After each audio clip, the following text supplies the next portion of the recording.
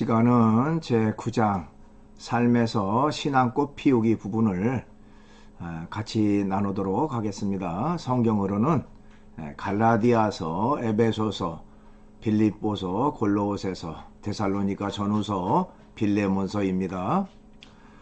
신약 성경은 모두 27권으로 되어 있는데요. 그 중에서 사도 바울이 기록한 책이 13권입니다. 그 13권을 일명 바울서신이라고도 합니다. 오늘 내용은 바울서신이라는 말의 의미는 무엇이고 그 내용은 무엇인지, 그리고 핵심 주제는 무엇인지를 살펴보도록 하겠습니다. 또한 옥중서신이라는 말이 나오는데요. 그 옥중서신이란 무슨 의미를 담고 있는지를 살펴보도록 하겠습니다. 그러면 PPT를 보면서 수업을 계속 이어가도록 하겠습니다. 오늘은 제9장 삶에서 신앙꽃 피우기 부분을 같이 나누도록 그렇게 하겠습니다. 성경에서 갈라디아서, 에베소서, 빌립보서, 골로새서, 데살로니가 전서, 후서, 빌레몬서에 대한 내용을 좀 살펴볼 필요가 있는데요. 이것은 한마디로 말하면 바울서신이라고 얘기할 수가 있습니다. 바울서신이라는 것이 무엇이고 그 내용은 무엇인지를 좀 알아보려고 해요. 우선 이제 바울서신이란 무엇인가 하는 것을 좀 알아볼 필요가 있습니다. 신약 성경이 모두 27권이에요. 여러분들이 이미 알고 있는 학생도 있겠습니다만은 구약 성경은 39권이고요. 신약 성경은 27권이죠. 그래서 도합 66권이 성경 전체의 책의 권수인데요. 그 중에 이제 신약 성경 부분에서 13권의 책을 쓴 사람이 바로 바울이라고 말할 수가 있어요. 근데 바울이 그 성경을 기록할 당시에는 편지 형태로 기록을 했습니다. 그래서 서신이라는 말이 거기에 나온 거예요. 그래서 바울이 기록한 그 편지 형태의 성경책을 바울서신 이렇게 말할 수가 있는데, 그 바울서신의 총 권수는 13권이다 이렇게 말할 수가 있습니다. 그 바울서신의 이름을 좀 살펴보면요, 로마서, 고린도전서, 고린도후서, 갈라디아서, 에베소서, 빌립보서, 골로새서, 데살로니가 전서, 데살로니가 후서, 디모데전서, 디모데후서, 디도서, 빌레몬서, 이렇게 13권의 책이 바울서신이다 이렇게 말할 수가 있습니다. 자, 이제 본문에 나타난 그리스도를 좀 알아볼 필요가 있어요. 또 다른 말로 말하면 각 성경책, 즉 바울서신의 한 책 한 책에서 말하는 중심 내용은 무슨 내용인가, 어떤 내용으로 이루어졌는지 간략하게 좀 요약할 필요가 있는데, 우선은요, 갈라디아서에서는 예수 그리스도가 우리를 율법과 죄의 속박에서 자유케 했다.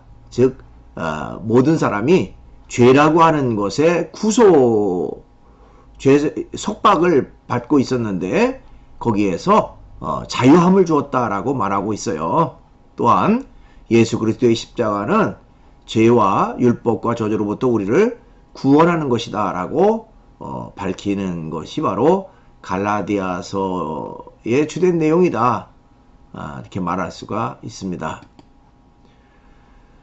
그 다음에 에베소서라고 하는 책은요, 그리스도 안에서 라는 말을 굉장히 강조합니다. 그래서 에베소서를 읽어보면 그리스도 안에서 무엇이 이루어졌고 어떻게 되었다 뭐 이런 내용인데요. 자, 그리스도 안에서 복을 받게 됐다. 그리스도 안에서 구원을 받았고 그리스도 안에서 하나님께 나아갈 수 있는 그런 결과를 가져왔다라고 말하고 있는 것이 바로 에베소라고 말할 수 있습니다. 그 다음에 빌립보서라고 하는 책에서는 그리스도는 모든 환경을 이기게 하는 능력의 원천으로 이렇게 나타나게 됩니다.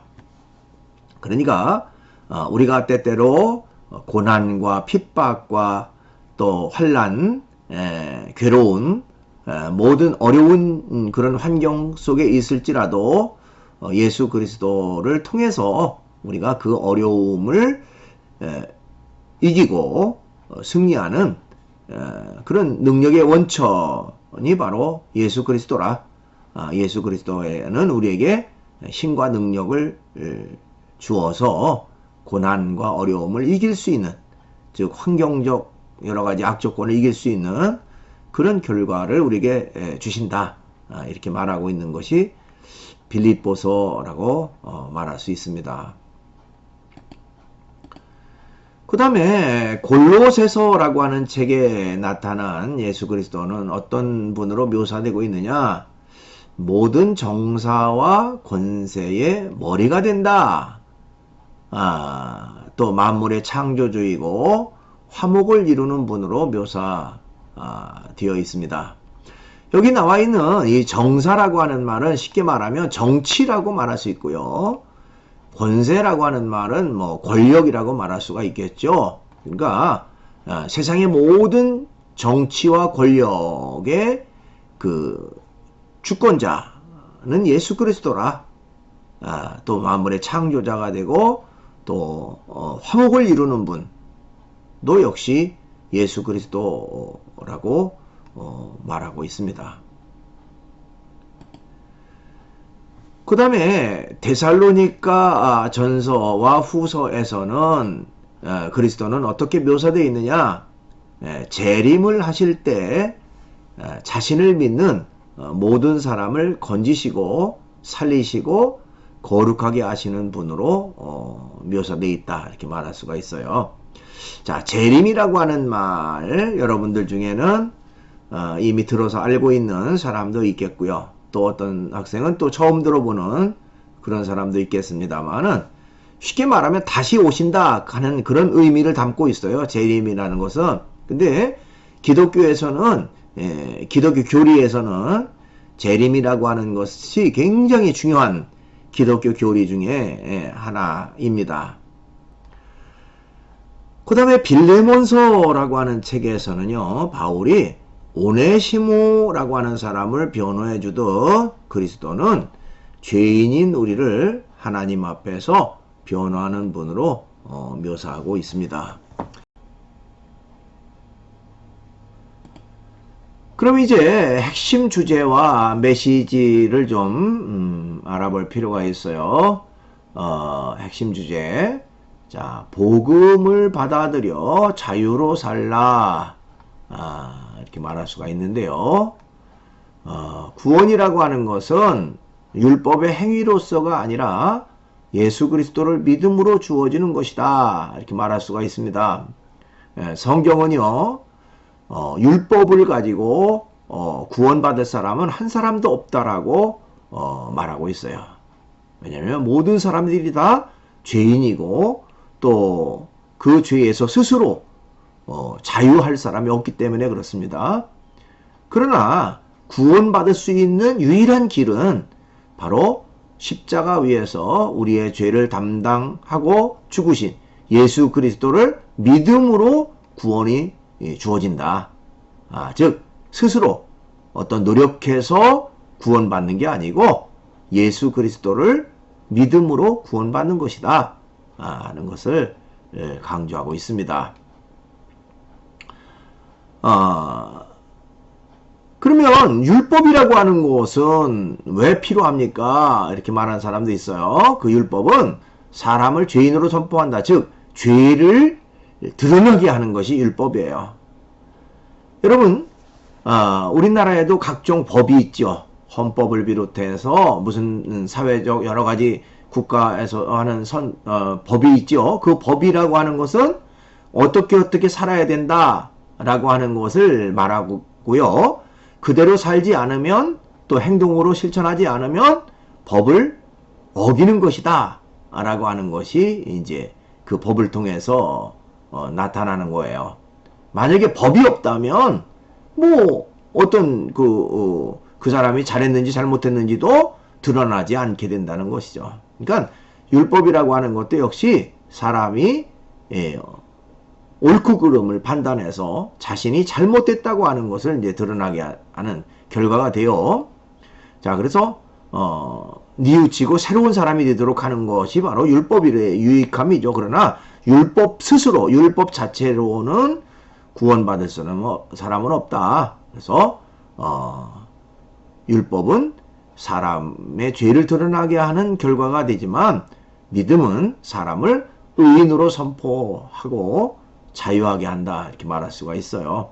그래서 율법으로 구원받는 게 아니라 믿음으로 구원받는 것이다 하는 것을 성경은 강조하고 있습니다.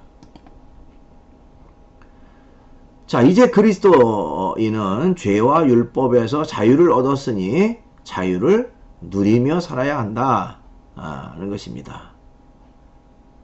자, 여러분, 우리가 자유를 얻었다고 해서 그것으로 끝나는 것이 아니에요. 사실은 자유가 주어졌음을 알고 자유를 누리는 것이 중요한 것이죠. 자유가 주어졌는데 여전히 종과 같이 그렇게 행동하고 생활한다면 그 사람은 진정으로 자유한 사람이 아니에요. 우리나라의 그 기독교가 처음 들어왔을 때 서양 선교사들이 우리나라에 와서 활동했을 때의 일화라고 그래요. 서양 선교사가 이제 그 자동차를 타고 이제 시골길을 가고 있었답니다. 그랬더니 이 할머니 한 분이 머리에 무거운 짐을 머리에 이고 아주 힘겹게 길을 가고 있더래요. 그래서 차를 세우고 할머니 제가 태워다 드릴게요 하고 차에 태웠습니다. 어느 정도 가다가 가만히 뒤를 보니까 여전히 할머니가 차 속에서 머리에 짐을 이고 힘겹게 끙끙거리고 있다라는 거죠. 그래서 그 선교사가 아니 할머니 그 짐을 내려놓으시지 왜 이고 있습니까? 라고 말하니까 그 할머니 하는 말이 나 혼자 차에 탄 것만도 미안한데 어떻게 짐까지 내려놓습니까? 하는 그런 웃지 못할 이야기가 있었다고 그래요. 여러분 차에 탔으면 사람도 탄 게 아니라 짐도 탔으니까 내려놓은 건 당연한 거죠. 그럼 우리가 스스로 자유함을 얻었다. 자유를 얻었다고 하는 것을 알고 그 자유를 누리는 것이 중요한데 차에 타는 것뿐만 아니라 짐을 내려놔서 그 자유를 누려야 되는데 그렇지 못하고 여전히 죄의 속박에서 살아간다면 자유를 누리는 사람이 아니다. 이렇게 말할 수가 있습니다. 그 다음에 이제 핵심 주제와 메시지 두 번째는요, 역경을 경력으로 승화하라. 이렇게 말할 수가 있습니다. 역경.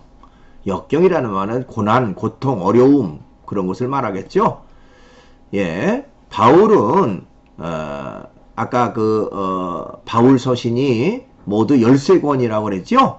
그 13권의 바울 서신 중에서 특별히 4권의 책을 감옥에서 썼습니다.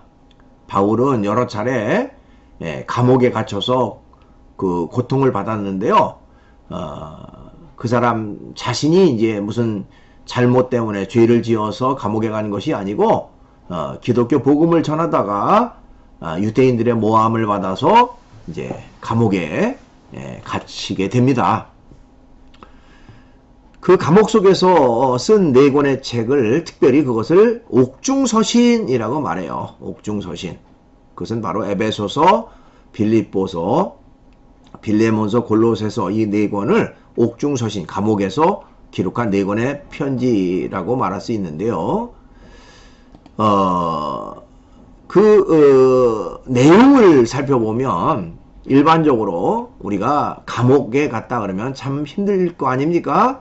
더군다나 바울이라는 사람은 자신의 잘못과 자신의 죄 때문에 감옥에 들어간 게 아니라 유대인들의 모함을 받아서 억울하게 감옥 생활을 하니까 야, 힘들다, 괴롭다, 억울하다, 뭐 이런 내용을 편지에 쓸 것 같은 생각도 들죠. 그러나 실제로는 그렇지 않았다고 그래요.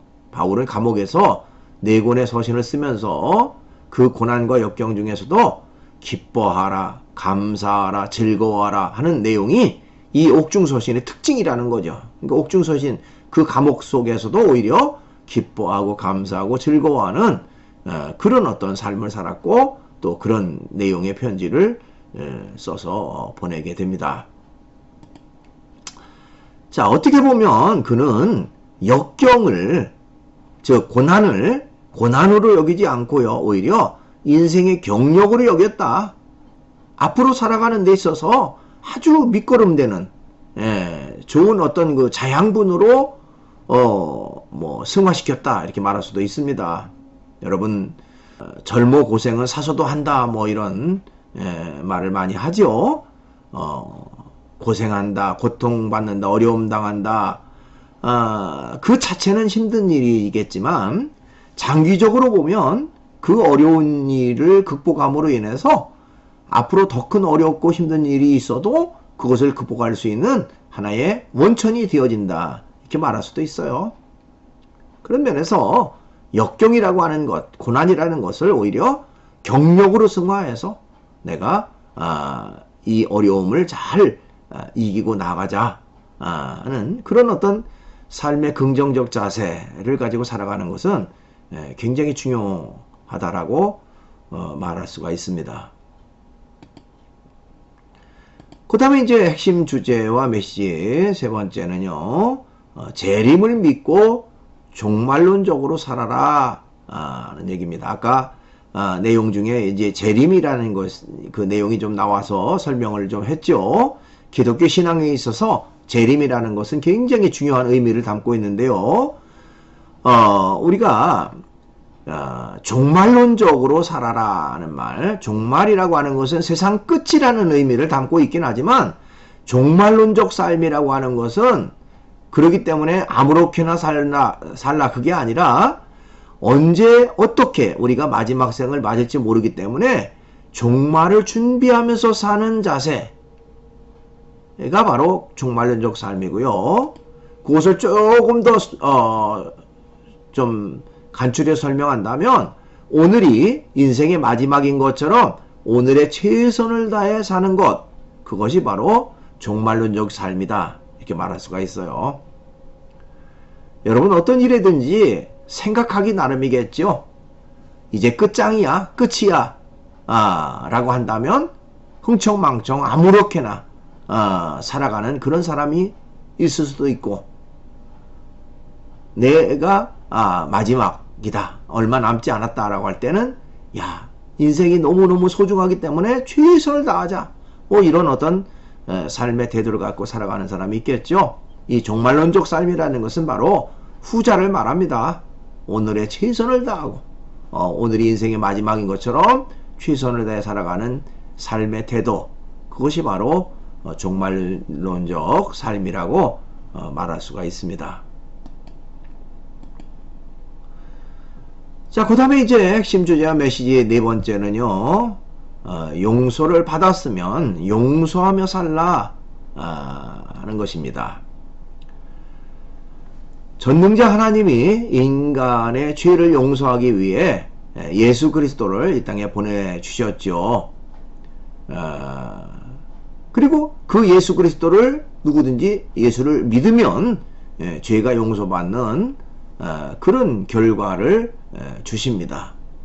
자, 그 내용이 요한복음 3장 16절에 잘 나와 있어요. 하나님이 세상을 이처럼 사랑하사 독생자를 주셨으니 이는 그를 믿는 자마다 멸망하지 않고 영생을 얻게 하려 하심이라.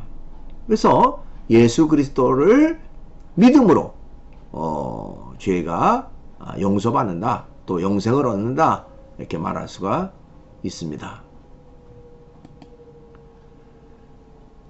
내가 치러야 할 죄의 대가를 예수 그리스도가 대신 치렀기 때문에 내가 죄의 형벌을 받지 않고 용서를 받은 것이라고 말할 수가 있어요. 즉 우리의 허물, 우리의 잘못, 우리의 죄 때문에 예수 그리스도가 십자가에 고난받고 죽은 것이고, 예수 그리스도의 십자가 고난을 통해서 우리들의 모든 죄가 용서받았다고 하는, 깨끗게 되었다고 하는 그런 내용을 말하는 것이 바로 기독교에서 말하는 십자가를 통한 구속이라고 말할 수가 있습니다. 그래서 성경에 보면 에베소서 1장 7절 우리는 그리스도 안에서 그의 은혜의 풍성함을 따라 그의 피로 말미암아 속량 곧 죄의 사함을 받았느니라 하는 말이 있습니다. 예수 그리스도의 십자가의 피로 말미암아서 우리가 속량을 받았다. 즉 죄 사함을 받았다. 이렇게 말할 수가 있어요. 그렇기 때문에 우리는 어떻게 살아야 되느냐? 결론적인 말입니다.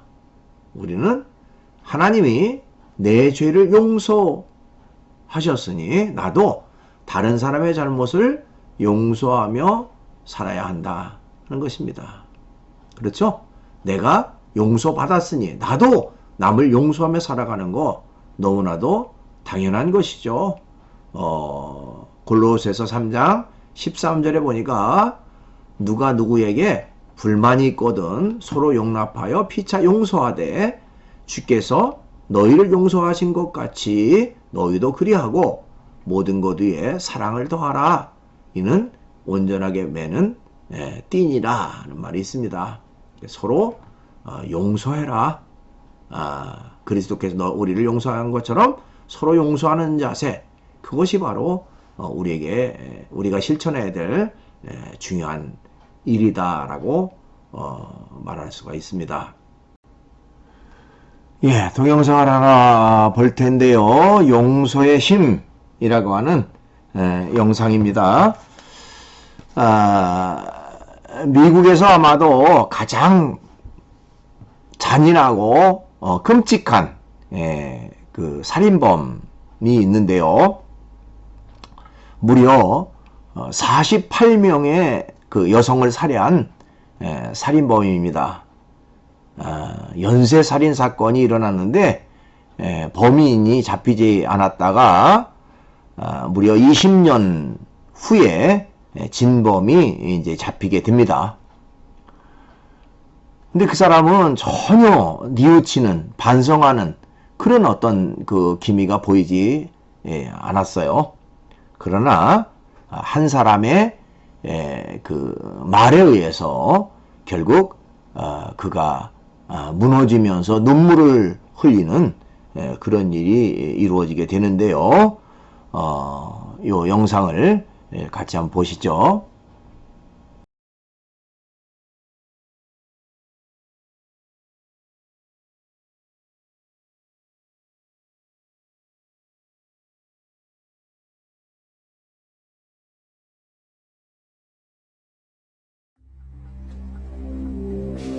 On November 5th, 2003, all doubt of Ridgway's guilt was erased. He pleaded guilty to the murders of 48 women. He'd made a deal to cooperate with the prosecution to provide more information on his victims and the whereabouts of their remains. In doing so, he avoided a trial and possible death penalty. Mr. Ridgway, how do you plead to the charge of aggravated murder in the first degree as charged in count 1 for the death of Wendy Lee Caulfield? Guilty.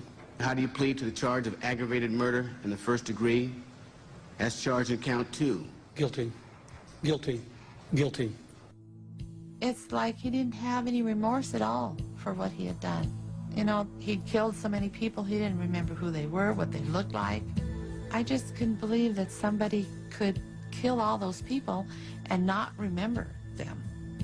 Neither could the angry relatives of his victims. who were invited to speak in court when Ridgway was sentenced to life without parole on December 18, 2003. You had said your memory, when it comes to all of the women you took, was gone. Our memory is not. In your words, you said that they didn't mean anything to you, but she meant everything to us. She was a mother, she was a wife, she was a sister, and we miss her.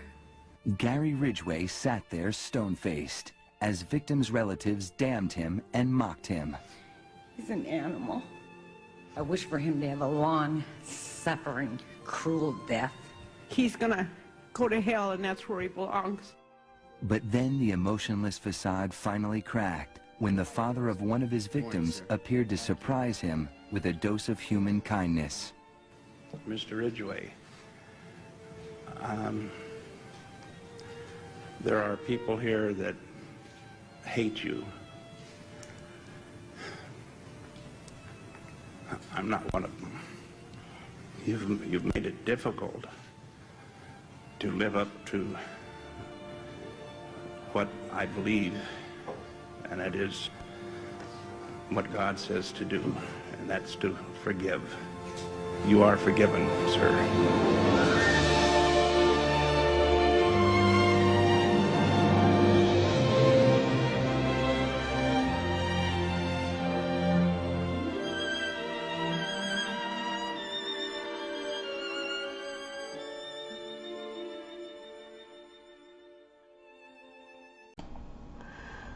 예, 이렇게 해서 강의를 마치고요. 이제 강의 후에 퀴즈가 있죠. 이번 주 12주차 퀴즈는요. 종말론적인 삶이란 어떤 의미인가요? 하는 것입니다. 아까 강의 중에 나왔죠. 그 내용을 적어서 사이버 캠퍼스 질의응답란에 여러분들이 올리시면 되겠습니다. 이렇게 해서 강의를 전부 마치도록 하겠습니다. 대단히 수고 많았습니다.